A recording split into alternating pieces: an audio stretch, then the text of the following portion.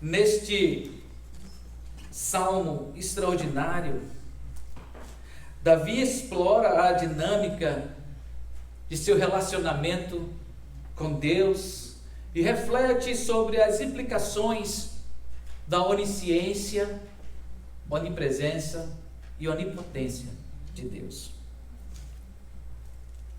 Ele tenta corresponder positivamente aos propósitos de Deus, com o objetivo de continuar sendo guiado pelo Espírito de Deus,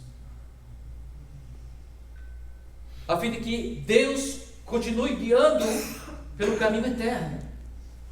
Esse é o desejo de Davi, servo do Senhor, nesta oração.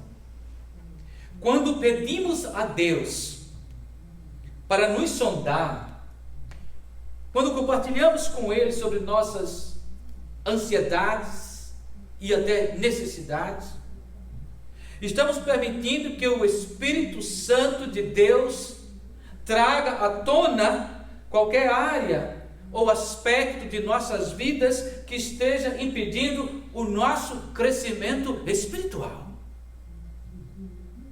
Deixa eu repetir isso para você, porque é comum ao leitor iniciante da palavra de Deus olhar esse texto e achar bonito as palavras como esta: sonda-me, ó Deus, e conhece o meu pensamento, prova-me e vê se há em mim algum caminho mau e guia-me pelo caminho eterno. Isso soa bonito aos nossos olhos.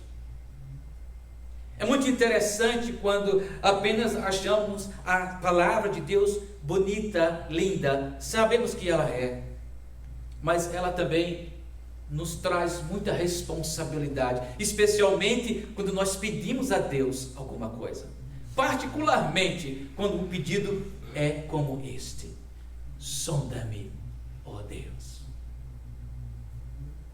Davi estava expressando a máxima da sua confiança em Deus e estava disposto a que Deus trouxesse para ele à tona qualquer coisa na vida dele, qualquer ato ou qualquer aspecto da vida que estivesse impedindo a Davi de crescer espiritualmente com Deus. E isso ocorre também conosco. Salmo 39 é um salmo de extrema responsabilidade para aquele que lê, pois a palavra de Deus não é como um livro qualquer. A Bíblia, a Sagrada Escritura, não é como um livro de histórias, mesmo que seja história com H. É um livro que, lido, se transforma em poder, porque é a palavra de Deus para os seus filhos, para os seus servos. Davi aprendeu e cresceu espiritualmente pelo sofrimento. Houve uma época desse servo do Senhor que ele mesmo relata que os ossos doíam, era muita dor no corpo, reflexo da dor que sentia na própria alma. Mas por ter aprendido pelo processo da dor, chegou o momento na sua madurez, na sua fase adulta espiritual, podemos assim dizer, que ele disse: não quero mais errar, não quero perder a comunhão com o meu Deus. Ele então, lembrando das experiências de sofrimento, recorre a Deus nesta oração, dizendo: se há alguma coisa em mim de errado, quero que tu me mostre, mas que continue me guiando ao caminho eterno.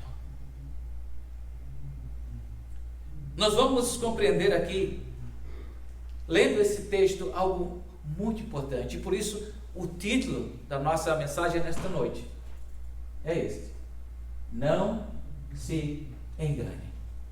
Fale para o irmão que está do seu lado, ou para a irmã, não se engane. Como é que dizemos isso em espanhol? Não se engane. Oh, é o mesmo, não? Ok. Eu vou tentar falar bem as palavras em português, bem explicado, para que vocês que falam espanhol possam compreender. Não se engane. E que bom que o título é a mesma coisa em espanhol. Não se engane. Você pode dizer de novo? Não, os irmãos, um para o outro. Não se engane. Alguém disse para Gil, que está lá atrás? Davi reconhece quem é o Senhor. O Salmo 139, ele guia o nosso pensamento de uma forma, de uma pedagogia tão eficaz. Davi, na oração, ele começa o versículo do 1 ao 6, dizendo que quem é o Senhor. Pode olhar, pode ler, refletir em casa.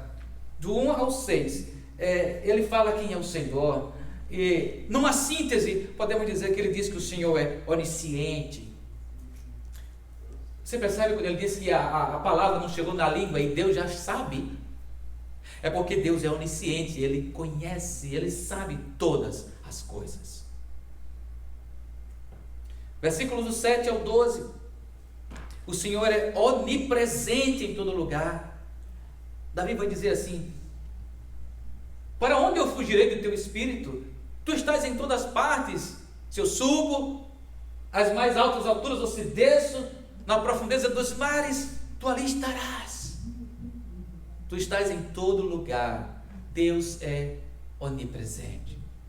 Verso 13 ao 16.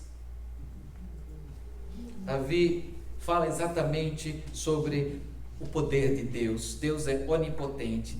Ele tem todo o poder. Davi começa a descrever da forma que ele foi construído quando ainda estava dentro da própria mãe. Quando o seu corpo estava começando a ser construído. E de forma maravilhosa, tu me fizestes. Ele vai dizer exatamente isso para o Senhor. Davi reconhece que o Senhor deve guiá-lo. Mas por que então um tema? Volta para o título lá, Priscila. Mas por que então esse tema? Talvez você possa dizer, mas esse não é um texto para esse tema? Será?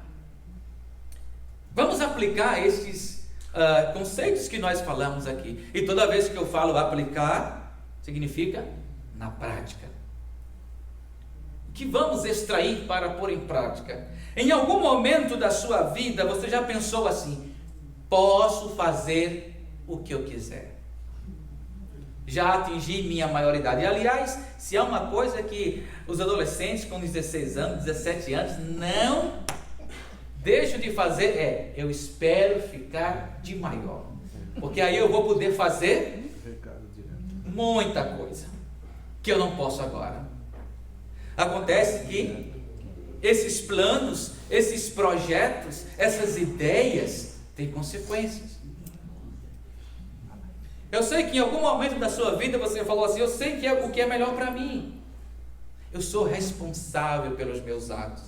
Ainda que na vida você possa desfrutar, meu irmão ou minha irmã, de posições nesta vida que te dê algum poder. Ninguém tem todo o poder.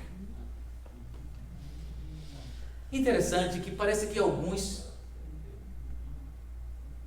agem como se tivesse todo o poder. Será que eu estou falando aqui alguma coisa fora de contexto? Se você é brasileiro, vai saber o que eu estou falando agora. Há pessoas que acham que tem todo o poder aqui na terra, pode fazer o que quiser. Mas não, isso é um ledo engano. O ser humano na vida prática foi criado limitado em muitos aspectos, e um desses aspectos é de prever o futuro, é de prever claramente o que vai acontecer com ele amanhã. Embora tenhamos alguns conceitos alcançados pelas nossas teimosias empiricamente, pelo processo empírico da repetição, Na vida, ninguém gosta de sofrer por repetição. Bom, por incrível que pareça, existem exceções, mas o bom senso nos leva a atitudes na vida de quanto sofrer menos, melhor. Há quem diga que quem sabe sofrer, sofrerá menos. O ser humano é limitado em muitos aspectos. Ele não pode todas as coisas. Há caminhos que parecem ser bons, mas o seu fim não é. Davi trilhou por caminhos que para ele, como rei, era justo, era bom, ele tinha direito. Mas o final daquele caminho não foi nada bom. Ele teve que experimentar duras provações, teve que viver duras mudanças na sua vida, perdas, inclusive de família, de filhos, perdas irrecuperáveis, produto dos seus atos. Há amizades que parecem ser boas, quando eu digo há ou há de existir, do verbo existir. Existem amizades que parecem ser boas, mas o final não é. Por isso não se engane. Há intenções que julgamos serem boas, mas o final não é. Há conhecimento ou pensamento que defendemos ser justo, mas não é. Enganos têm consequência. É exatamente por isso que Davi, tendo vivido aquelas experiências, ele agora chega em oração diante de Deus com toda a sua razão e uma decisão que nasceu a partir de dentro, nasceu fruto de sua experiência na vida. Não quero mais errar. Senhor, sonda-me. Conhece o meu pensamento, se por acaso tem em mim algo que é contra ti, se por acaso eu tenho um projeto de vida que no final não vai ser o que eu estou esperando, cuida de mim, mostra-me, mas que eu esteja sempre sendo guiado pelo caminho eterno. Amados irmãos, enganos têm consequências. Você conhece aquela expressão que diz assim, eu estou falando já partindo para a parte da aplicação,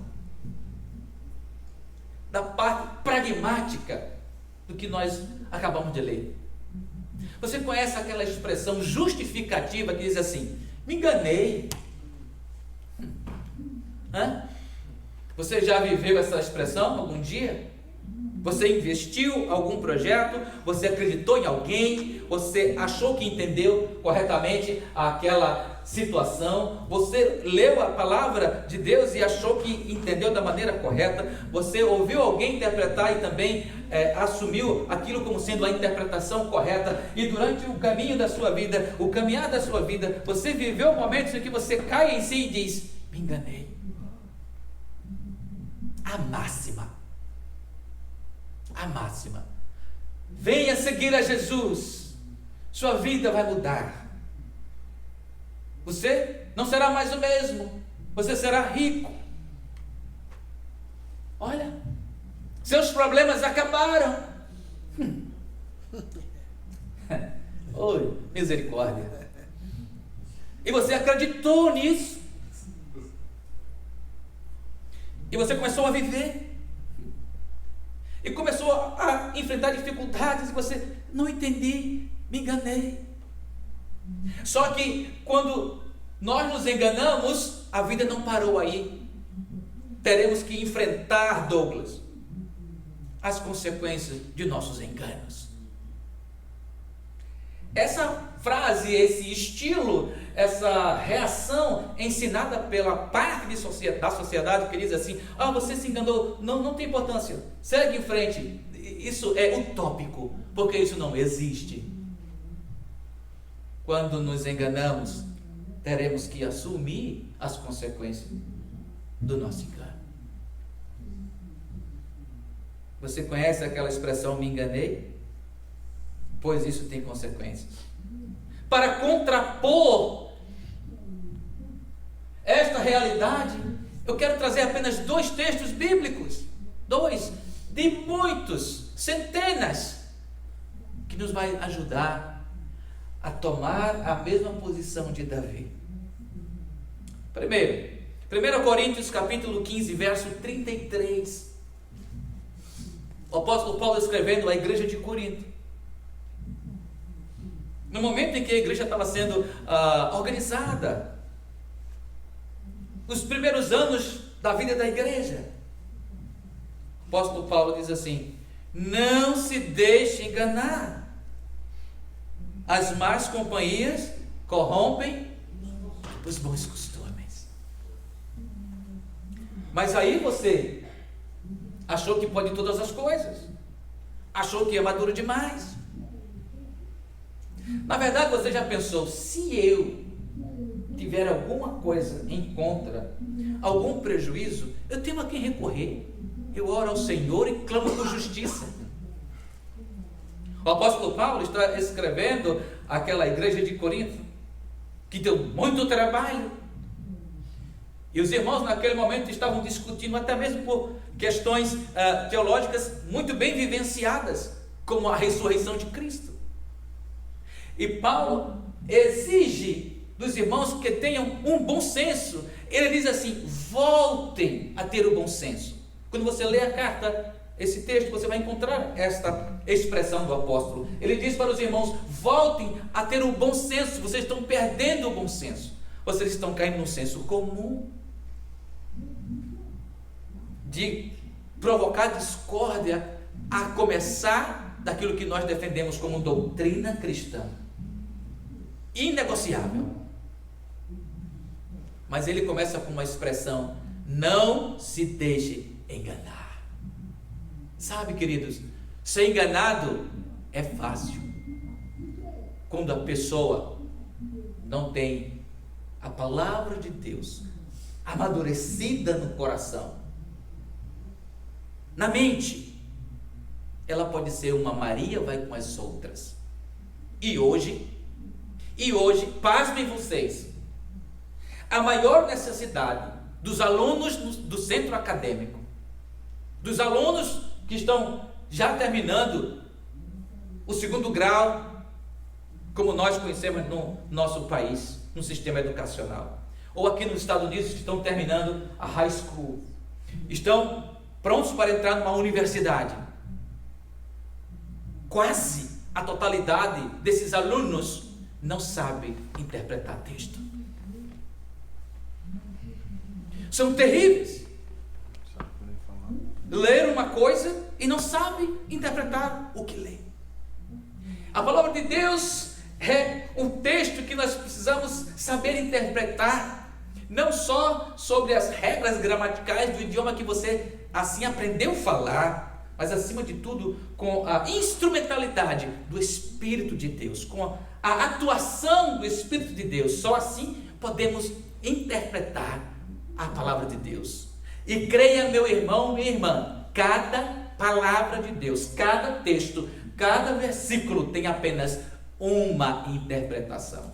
Aplicações várias, mas interpretação uma. Por aí, o grande perigo da manipulação da palavra de Deus. Daí ter surgido diversas crenças ou mesmo denominações, porque lêem o texto e interpretam ao seu bel prazer. E aí vem a questão do engano. Não vos enganeis, não se deixe enganar. As más companhias corrompem os bons costumes. Gálatas capítulo 6, verso 7. É necessário que cada um de nós tenhamos isso bem claro na mente.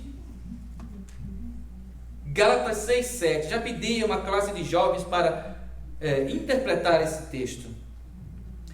Diz assim: não se deixe enganar. De Deus não se zomba, pois o que o homem semear, isto também colherá. Sabe, queridos, quando nós estamos colhendo uma vida de aparência, nós não vamos colher uma paz plena. Porque a vida de aparência não traz a essência da paz. Quando plantamos uma vida que dá satisfação à sociedade, nós não vamos colher a comunhão com Deus. Porque a luz não se une com as trevas. Estava hoje na classe de batismo com o irmão Pedro e falávamos exatamente sobre isso. A luz não se mistura com as trevas, não se une com as trevas. Ela tem sua identidade própria. Ela sabe o que está plantando. E o que está plantando é a essência do que ela é. E o que ela é a essência daquilo que a transformou. E aquilo que a transformou foi Jesus Cristo. A essência do bem maior, da verdade, do caminho. Ele mesmo disse: eu sou o caminho, a verdade e a vida. Amados e queridos irmãos, há quantas pessoas ao nosso redor estão se enganando? E sabem, o mais grave é que sabem que estão se enganando. É como olhar no espelho e dizer assim: hoje eu estou feliz, vou começar a sorrir para todo mundo. Mas ele sabe que não está feliz. O cônjuge pergunta: você está feliz? Estou feliz. O filho pergunta: você está feliz? Estou feliz. Chega no trabalho: como você está? Radiante, exuberante. Mas lá dentro ela sabe que ela não está. Mas ela toca essa vida. A pessoa toca essa vida. Um mês, 2 meses, anos.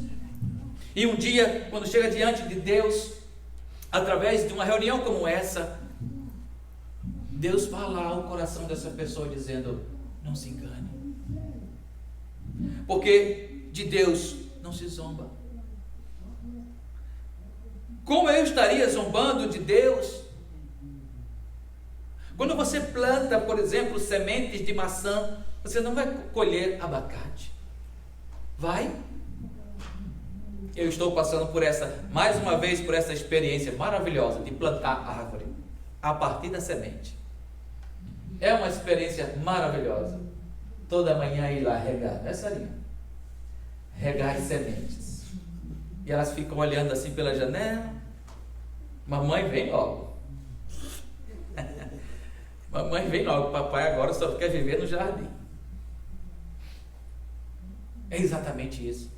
A lei da natureza nos ensina, porque a natureza, ela é fiel a quem criou. Se você planta sementes de maçã, colherá maçãs, porque de Deus não se zomba. Assim que tudo que o homem semear, está falando de uma vida prática aqui. Não está falando lá na glória, não. Não está falando na vida pós-morte. Está falando agora na sua casa, no seu trabalho, no seu relacionamento. Está falando da sua comunhão com Deus, das suas orações. Davi orou assim: sonda-me, Senhor, e conhece o meu pensamento. Investiga o que eu estou pensando. Será que isso vai ser ruim para mim amanhã? Eu não quero mais aprender pelo sofrimento. Não se deixe enganar, de Deus não se zomba, pois o que o homem semear, isso também ceifará. Somente a palavra de Deus nos guia para o caminho eterno e certo.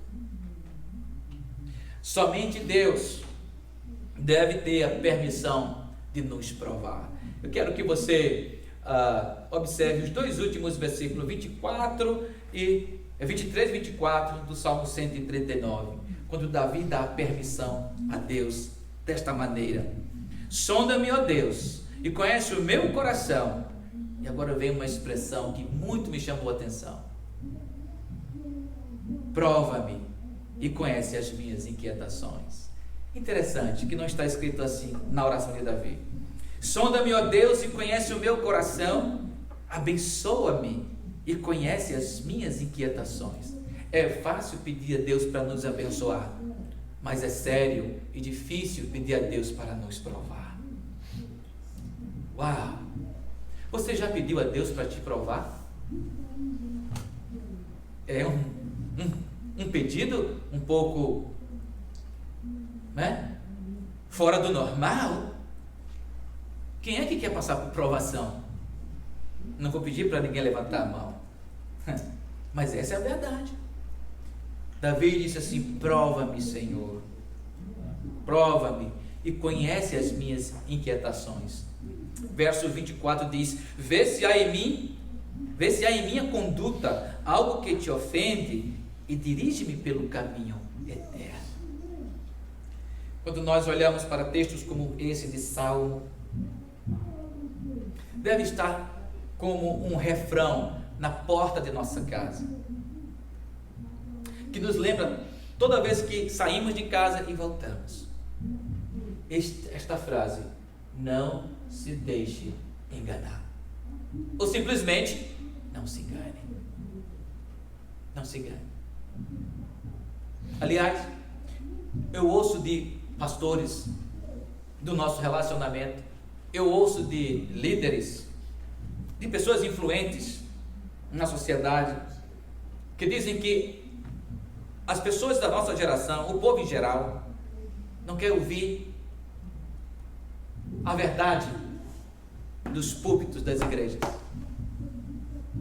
mas querem ouvir apenas aquilo que faz cosquinha nos seus ouvidos, querem ouvir coisas que apenas os deixam felizes, que massageiem o ego, que permita ou tolere a reincidência do pecado, mas uma mensagem que nos inquire responsabilidade, que nos traz a prestação de contas, uma mensagem que diz que o Espírito do Senhor tem a permissão de trazer à tona tudo aquilo que está nos impedindo de crescermos espiritualmente. Essas mensagens já não estão sendo benquistas no nosso meio, lamentavelmente. E por quê? Porque na sua maioria as pessoas estão gostando de ser enganadas. Pare e pense quantas pessoas ainda vivem enganadas ao seu redor. É nossa decisão pedir a Deus em oração, assim como fez Davi. Sonda-me, ó Deus, e conhece o meu coração, prova-me e conhece as minhas inquietações. Vê se há em minha conduta algo que te ofende e dirige-me pelo caminho eterno. Toda vez que você lê esse texto, lê não só com a mente, mas com o seu coração. Você está permitindo que o Espírito Santo de Deus traga à tona, mostre a você, se descortine diante de você aspectos na vida ou áreas na sua vida que estão impedindo de você crescer espiritualmente. Por isso, não se engane. Não se engane. É mais fácil e feliz serás se aprenderes a palavra de Deus por obediência voluntária, pela obediência prévia, pelo desejo de viver aquilo que Deus tem para cada um de nós, e não se permitir chegar a aprender pelo estilo pedagógico do sofrimento. Que Deus nos ajude, que Deus conceda a oportunidade para que cada um de nós possamos fazer assim como Davi fez, porque não podemos gostar ou se deixar ser enganados. A palavra de Deus existe, é real, é fiel, para preparar homens e mulheres, famílias, e conduzi-las ao caminho eterno com Deus. Que Ele nos abençoe. Amém. Amém. Quero orar por você. E se você sabe que algo está impedindo o seu crescimento espiritual, coloque diante de Deus, agora, nesse momento. Pai, te louvamos pelo privilégio de poder conhecer um pouco mais da tua palavra nesta noite.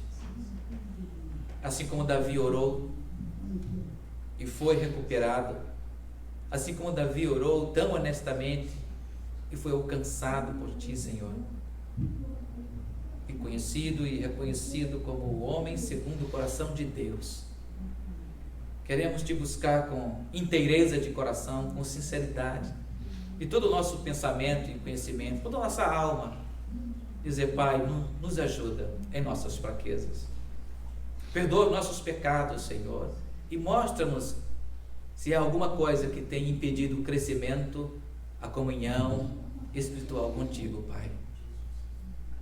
Nós oramos por esta pessoa, por este teu servo, tua serva que está identificando nesse momento esta barreira, esta pedra no caminho, e que agora, pela ação do teu Espírito, ela está pedindo: mostra-me e continua a guiar-me pelo caminho eterno. Oramos no precioso nome de Jesus. Amém. Que Deus abençoe sua vida, sua família, mas não se engane, nunca mais. Amém. Pai, muito obrigado por tua palavra. Ela é a verdade e nós a acolhemos em nossos corações. Nós compreendemos muito bem o que tu falaste conosco nesta noite. Por isso, podemos dizer e confiar que mesmo nas provações as mais terríveis que pudermos enfrentar nesta vida, nós podemos sair vitoriosos, se tu for aquele que esteja nos guiando. Obrigado por tudo, Pai. Dá-nos nesta semana o privilégio de poder compartilhar com alguém esta verdade absoluta. E assim, que o amor de Deus, o Pai, a graça do Senhor Jesus Cristo, a comunhão e consolação do Espírito Santo seja com esta igreja e com todo o povo de Deus espalhado na face da terra, desde agora e para todos sempre. Amém.